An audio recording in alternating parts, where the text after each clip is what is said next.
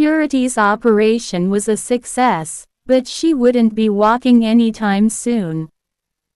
The doctor's words hit Charles like a ton of bricks. His wife would be confined to a wheelchair. Charles felt like his world had come crashing down. He remembered Deborah's kindness and rushed to her house, hoping she'd understand his new situation. When he arrived, Deborah was recovering from her false labor scare and the misunderstanding she had with Samuel because of Charles' frequent calls and messages. Deborah was able to convince the husband against all odds. However, Charles explained Purity's condition, and Deborah's heart went out to them. "I'll do whatever it takes to help," Deborah promised, her eyes welling up with tears. Charles was overwhelmed with gratitude. He didn't know how he'd repay Deborah's kindness despite his treatment to Deborah, but he knew he'd be eternally grateful.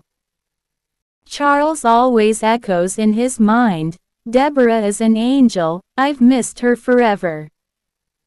Even that Samuel and Deborah had settled over Charles' frequently calls, Samuel, Deborah's husband, was still puzzled about the mysterious transfer she made to Charles. He confronted Deborah, who explained the situation. Samuel's expression softened as he listened. "We'll support them," he said, "but we need to set boundaries." Deborah nodded in agreement. Together, they devised a plan to help Charles and Purity. Purity was discharged from the hospital, and Charles brought her home to their small apartment. Deborah visited often, bringing groceries and helping with Purity's care. As the days passed, Charles grew more dependent on Deborah's kindness. He began to feel guilty, knowing his ill treatment to Deborah. One day, Deborah suggested they move in with her family temporarily. Charles hesitated, but Purity's needs won out. The transition was chaotic, but Deborah's family welcomed Charles and Purity with open arms.